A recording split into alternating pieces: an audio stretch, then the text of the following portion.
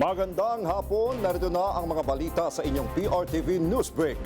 Naka-heightened alert na ang Philippine National Police.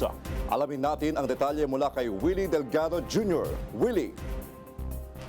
Christian, pinapaghahanda ng maaga ni PNP Chief Director General Melesio Rodriguez Jr. ang lahat ng unit sa PNP kaugnay ng inaasang pagdagsa ng mga biyahero ngayong long weekend.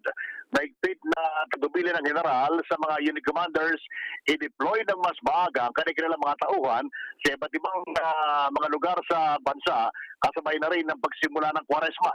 Kabilang sa utos ni Nartates ang pagpapalakas ng police visibility sa mga convergence area o yung mga lugar na madalas pagdipunan ng ating mga kababayan, karoon ng aktibong police assistance desk sa mga terminals at pagbabantay na rin sa mga panganilansangan na posibleng daanan ng mga motorista.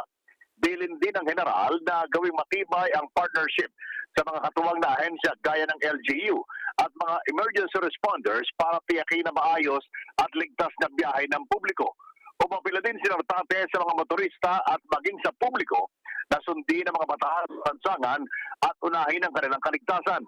Enalerto na din ang mga pulis na nakatalaga sa mga resorts at iba pang tourist destinations na inaasahan dadagsain ng mga bakasyonista ngayong Semana Santa. Ako si Willie Delgado Jr. ng PRTV News, nagseserbisyo para sa Pilipino.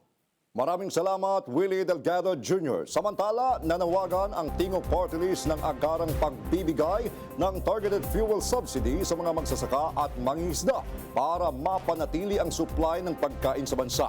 Sinabi ni Tingog Party List na matindi ang epekto ng pagtaas ng presyo ng krudo lalo na sa sektor ng agrikultura at pangingisda.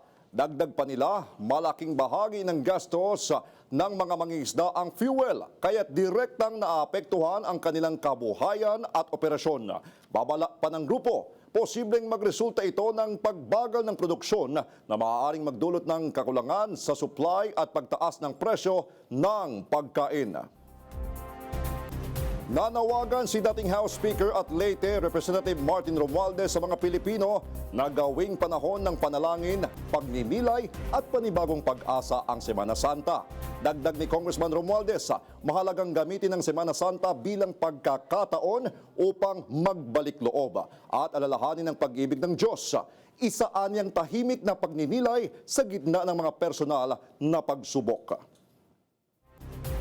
At yan ang mga balitang nakalap ng inyong PRTV Newsbreak. Live kami sa free-to-air Beam Channel 31, Signal Channel 31 at sa YouTube. Tumutok din sa aming social media accounts sa Instagram, Facebook at TikTok sa @PRTV Prime Media. Abangan ang mas komprehensibong balitaan sa Arangkada Balita mamayang alas 5:30 ng hapon. Ako po si Christian Bascones. Magandang hapon.